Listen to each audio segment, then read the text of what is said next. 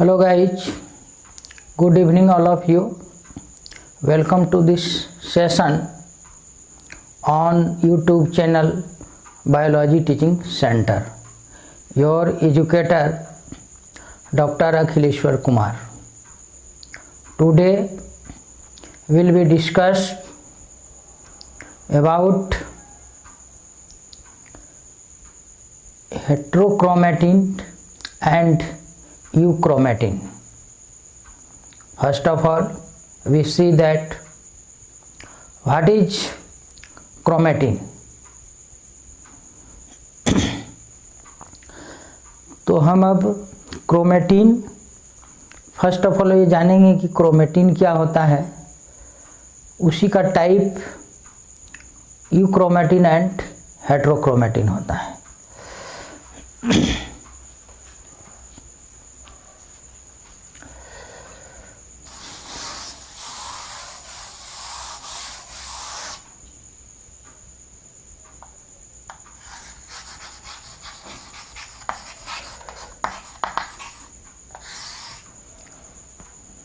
Chromatin DNA plus histone, DNA plus histone, histone एक आपका proteins है, ये आपका क्रोमेटिन कहलाता है।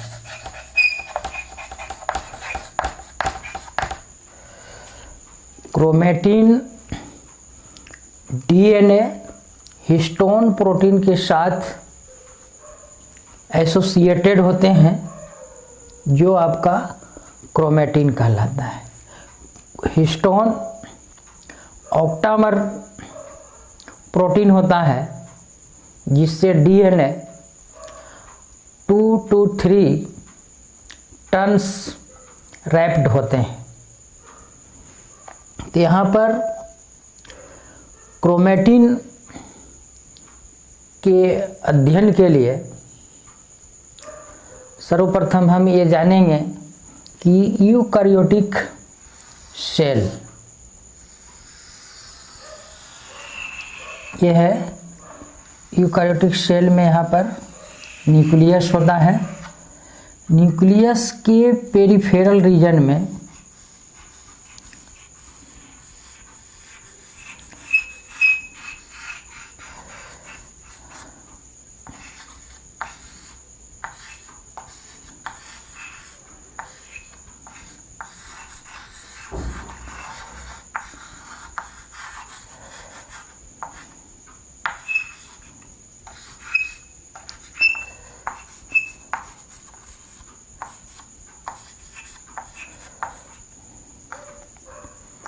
ये आपका सेल न्यूक्लियर मेम्ब्रेन,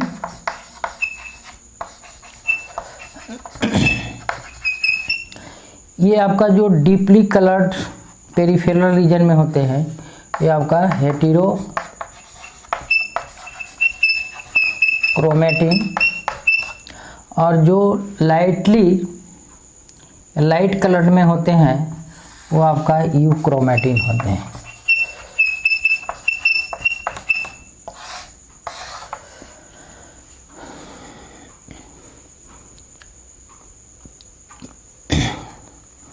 बायोलॉजी में या सेल के अंदर किसी भी ऑर्गेनेल्स की स्टडी के लिए डिफरेंट डाइज होते हैं, डिफरेंट स्टैंडिंग होते हैं, जिसके कारण अध्ययन करने में वो सुविधा होती है।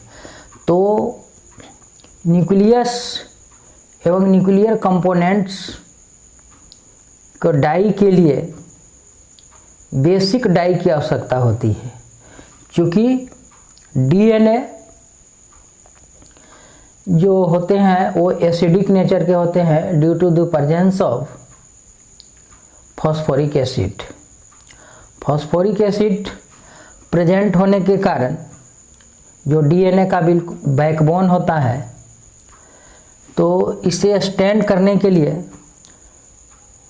बेसिक डाइज की आवश्यकता होती है।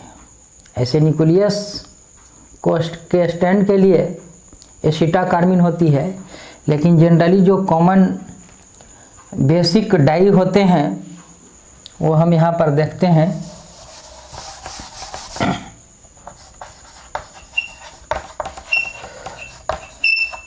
बेसिक डाइज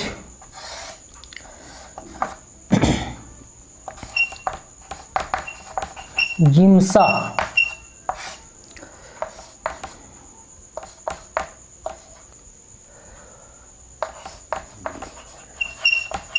फ्यूजन,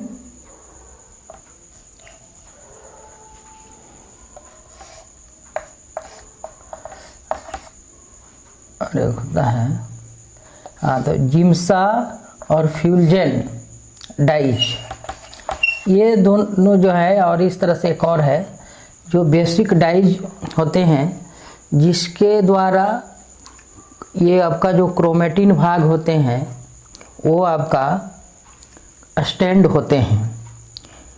तो यहाँ पर जनरली जो है क्रोमेटिन के स्टैंड के लिए जिम्सा जो है आपका कॉमन बेसिक डाइज होता है। तो इसके बाद स्टैंड करने के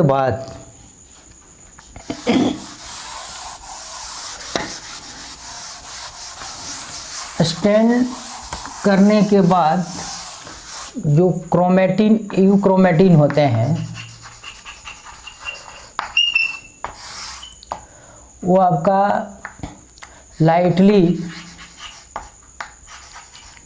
कलर्ड होते हैं, और हेटेरोक्रोमेटिन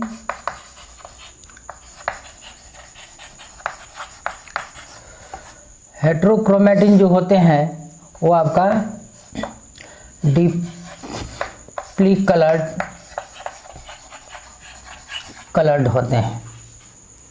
स्टेनिंग के बाद यूक्रोमेटिन जो होते हैं वो लाइटली कलर्ड होते हैं, और हेटेरोक्रोमेटिन जो होते हैं वो आपका डीपली कलर्ड होते हैं। और वह डीपली क्यों होता है, तो ये देखना है कि अगर इस तरह से ये क्रोमेटिन है,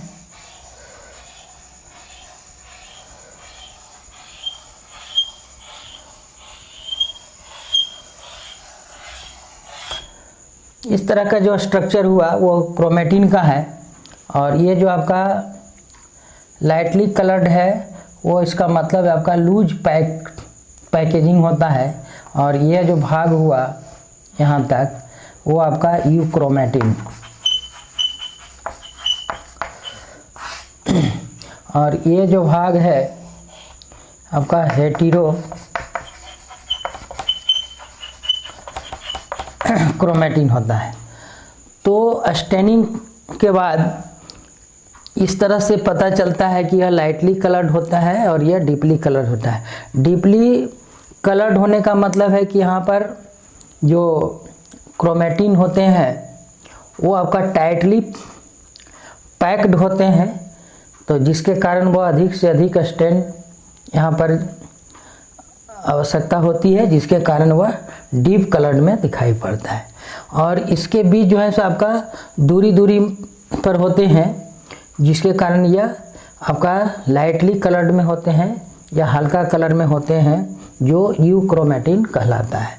इस तरह का जो स्ट्रक्चर्स है वो आपका हिस्टोन प्रोटीन है, जो ऑक्टामर स्ट्रक्चर में होते हैं, जिससे यह डीएनए जो है आपका लिपटा होता है, और यह जो है सो 2 और 3 टर्न्स में ये इस तरह से लिपटा होता है। इसके जो है हिस्टोन के आपका टेल्स होते हैं, जो आपका एन टेल रीजन होते हैं, जिस पर आपका एसिटाइलेशन और मिथाइलेशन प्रोसेस होता है। तो यूक्रोमेटिन और हेटेरोक्रोमेटिन स्टेनिंग के द्वारा यह आपका पता चला कि ये आपका यूक्रोमेटिन है और ये हेटेरोक्रोमेटिन है। अब यहाँ पर ये जो है आपका लूजली पैक्ड होता है। यूक्रोमेटिन जो है यहाँ पर लूजली पैक्ड है, और ये आपका टाइटली पैक्ड होते हैं।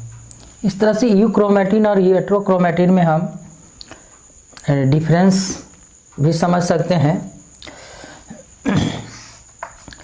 और भी इसमें अब देखना है कि इस मान लीजिए ये डीएनए है, डीएनए के भाग पर ही किसी जीन का एक्सप्रेशन होना है। मान लीजिए ये आपका इस तरह से डीएनए है, तो जिस भाग पर जीन का एक्सप्रेशन होता है वहाँ पर प्रोमोटर होते हैं, और प्रोमोटर एरिया से ही आरएनए पॉलीमरेज आपका बाइंड करता है, और आगे का जो जीन का जो एक्सप्रेशन होता है, ये आपका टर्मिनल भाग है जहाँ पर जीन का एक्सप्रेशन होना है इस तरह से। तो यहाँ पर जो यूकैरियोटिक यूक्रोमेटिन जो रीजन में होते हैं वहाँ पर प्रोमोटर बिल्कुल यहाँ पर स्पष्ट होते हैं, जिसके कारण यहाँ पर आरएनए पॉलीमरेज बाइंड करता है और उस जीन का एक्सप्रेशन होता है। तो इस तरह से हम कह सकते हैं कि यूक्रोमेटिन भाग पर आपका एक्टिव जीन प्रेजेंट होते हैं, एक्टिव जीन प्रेजेंट होते हैं। और हेट्रोक्रोमेटिन भाग पर ये हम देख रहे हैं कि यह मच क्वाइल्ड है, बहुत अधिक क्वाइल्ड रूप में है, जिसके कारण यह जो आपका प्रोमोटर रीजन है वो आपका इस तरह से दबा हुआ है, हिडन है, छुपा हुआ है, जिसके कारण आपका जीन का एक्सप्रेशन नहीं हो पाता है। माने ट्रांसक्रिप्शन प्रोसेस में क्या होता है कि डीएनए आपका मैसेंजर आरएनए में बदलता है, और मैसेंजर आरएनए फिर आपका प्रोटीन का सिंथेसिस करता है। तो इस तरह से ही प्रोटीन सिंथेसिस का मतलब आपका जीन एक्सप्रेस्ड होना, जो आपका ट्रांसलेशन कहलाता है। तो हेट्रोक्रोमेटिन रीजन में आपका ट्रांसक्रिप्शन कठिन होता है, इसका मतलब यहाँ पर इनएक्टिव जीन होते हैं। हेट्रोक्रोमेटिन में आपका इनएक्टिव जीन होते हैं। तो इस तरह से यूक्रोमेटिन और हेट्रोक्रोमेटिन को हम देखें। अब यही क्रोमेटिन और मच क्वाइल्ड कंडेंस्ड होकर आपका क्रोमोसोम का निर्माण करता है। आपका सेल साइकिल के बाद G1, S, G2 और एम फेज का आपका प्रोफेज स्टेज में भी आपका क्रोमेटिन फॉर्म में ही होता है। अब जहाँ पर वो क्वाइल्ड होकर मेटाफेज एंड एनाफेज स्टेज में वह आपका क्रोमोसोम के रूप में प्रेजेंट होते हैं। तो यहाँ पर अगर हम इस तरह से देखते हैं कि यह आपका क्रोमोसोम है,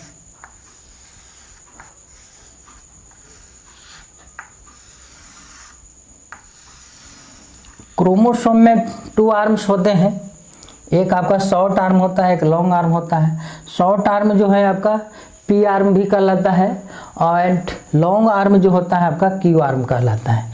यह बीच में जो कंस्ट्रिक्शन है वो आपका सेंट्रोमियर कहलाता है। और इस जो आपका यहाँ पर मच क्वाइल्ड, ये आपका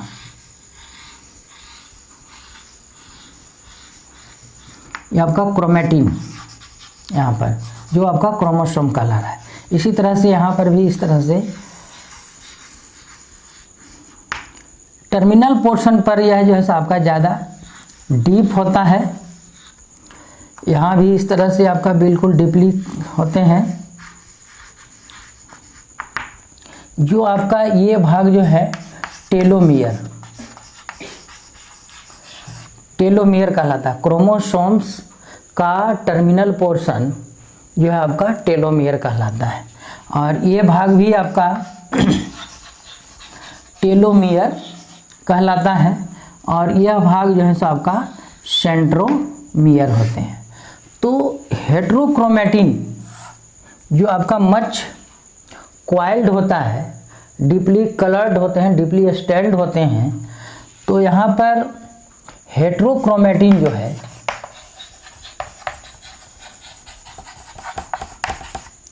हेट्रोक्रोमेटिन 2 टाइप्स होते हैं। एक आपका कंस्टिट्यूटिव हेट्रोक्रोमेटिन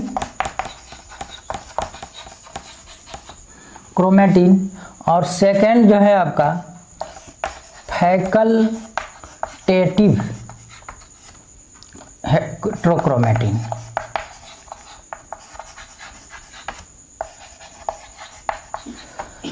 हेट्रोक्रोमेटिन आपका जो ज़्यादा मच क्वाइल्ड है, तो यहाँ पर टेलोमियर और सेंट्रोमियर पर मच क्वाइल्ड होता है, थिकर होते हैं, डीप स्टैंडिंग होते हैं। तो इस तरह से हेट्रोक्रोमेटिन 2 टाइप्स होते हैं। एक कंस्टिट्यूटिव हेट्रोक्रोमेटिन। कंस्टिट्यूटिव हेट्रोक्रोमेटिन का मतलब आपका परमानेंट, इसको बोल सकते हैं। मतलब इस तरह के जो हेट्रोक्रोमेटिन होते हैं वह बिल्कुल परमानेंट हेट्रोक्रोमेटिन के ही रूप में रहते हैं। लेकिन फैकल्टेटिव हेट्रोक्रोमेटिन जो है, मान लीजिए बीच भाग में भी अगर इस तरह से कहीं पर डीप स्ट्रक्चर दिखाई पड़ रहा है, ये इस तरह से, यहाँ भी हम इस तरह से दिखा सकते हैं, ये भी आपका हेट्रोक्रोमेटिन होगा, क्रोमेटिन। तो इस तरह के जो बीच में आपका जो क्रोमेटिन है वो आपका फैकल्टेटिव हेट्रोक्रोमेटिन कहलाता है। फैकल्टेटिव हेट्रोक्रोमेटिन का मतलब हुआ कि कन्वर्ट इनटू यूक्रोमेटिन। ये जो है सो आपका यूक्रोमेटिन में बदल सकता है ड्यू टू हिस्टोन मॉडिफिकेशन के फलस्वरूप। डीएसिटाइलेशन, क्योंकि हिस्टोन आपका डीएनए को बिल्कुल रैप्ड किए होता है। जब आपका डीएसिटाइलेशन होता है तो वह लूजली हो जाते हैं। लूज हो जाने के कारण वहाँ पर जो है सो आपका प्रोमोटर स्पष्ट रूप से दिखाई पड़ता है और वहाँ पर आरएनए पॉलीमेरेज आकर बाइंड करता है और जीन का एक्सप्रेशन वहाँ पर होता है। तो फैकल्टेटिव का मतलब कन्वर्ट हो जाता है ये दूसरे से, और कंस्टिट्यूटिव का मतलब बिल्कुल यहाँ पर आपका परमानेंट कंस्टिट्यूटिव उसी रूप में वह पड़ा रहता है। तो इसके अंतर्गत आपका एग्जाम्पल टेलोमियर एंड सेंट्रोमियर होते हैं। फैकल्टेटिव के बारे में देखेंगे यहाँ पर।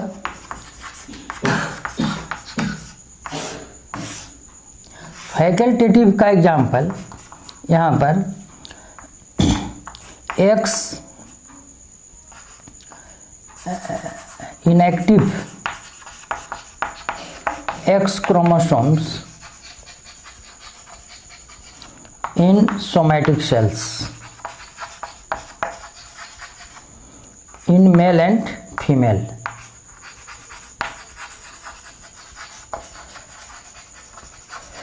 मेल एंड फीमेल जो भी है सोमैटिक सेल्स में इनएक्टिव एक्स क्रोमोसोम्स होते हैं। क्योंकि हम यहाँ पर जानते हैं कि सोमैटिक सेल्स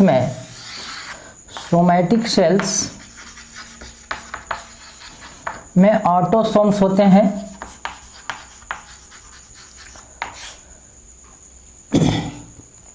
आपका 46 पेयर 6 क्रोमोसोम्स पेयर, इसमें से कुछ जो है आपका एक्स क्रोमोसोम्स भी होते हैं। लेकिन ऑटोसोम को हम इस तरह से दिखाते हैं, लेकिन यह जो आपका सेक्स सेल्स है, सेक्स सेल्स में आपका सेक्स क्रोमोसोम्स आपका XX और XY होते हैं, और इसके साथ इसमें ऑटोसोम्स भी होते हैं। तो यहाँ पर जेनेटिकली बैलेंस के लिए सोमैटिक सेल्स में इनएक्टिव एक्स क्रोमोसोम्स भी होते हैं। ऐसे तो सेक्स सेल मतलब स्पर्म और ओवा में आपका सेक्स क्रोमोसोम्स एंड ऑटोसोम्स दोनों होते हैं, लेकिन यहाँ पर आपका इनएक्टिव फॉर्म में भी एक्स क्रोमोसोम्स होते हैं जो आपका फैकल्टेटिव होते हैं, मतलब ये फिर एक्टिव फॉर्म में बदल सकते हैं। दूसरा एग्जाम्पल है आपका बार बॉडी। बार बॉडी भी आपका फैकल्टेटिव हेट्रोक्रोमेटिन का एग्जाम्पल है, जिन्हें बार नामक साइंटिस्ट ने अध्ययन किया। यह जो है सोमैटिक सेल्स के साथ साथ कभी कभी जो है वर्टिब्रेट के उस साइड्स में भी यह पाया जाता है। तो यहाँ पर इनएक्टिव फॉर्म में होते हैं जो बाद में एक्टिव फॉर्म में वह कन्वर्ट हो जाते हैं। तो फैकल्टेटिव का मतलब आपका कन्वर्ट हो जाना दूसरे में, और कंस्टिट्यूटिव हेट्रोक्रोमेटिन का मतलब परमानेंट रूप से आपका हेट्रोक्रोमेटिन के ही रूप में वह रहता है, जिसका एग्जाम्पल आपका ये टेलोमियर एंड ये सेंट्रोमियर होता है। तो यहाँ पर हम हेट्रोक्रोमेटिन का टाइप देखें, कंस्टिट्यूटिव एंड ये फैकल्टेटिव। तो मेनली रूप से हम हेट्रोक्रोमेटिन और यूक्रोमेटिन क्या है इस सेशन में अच्छी तरह से हम लोग या आप सभी समझ चुके हैं। इसी के साथ आज का सेशन समाप्त होता है, और इसी तरह के अधिक से अधिक वीडियो और सेशन लाने के लिए आप बायोलॉजी टीचिंग सेंटर चैनल को निश्चित रूप से सब्सक्राइब करें, वीडियो को लाइक करें एवं अपने फ्रेंड्स के बीच शेयर अवश्य करें।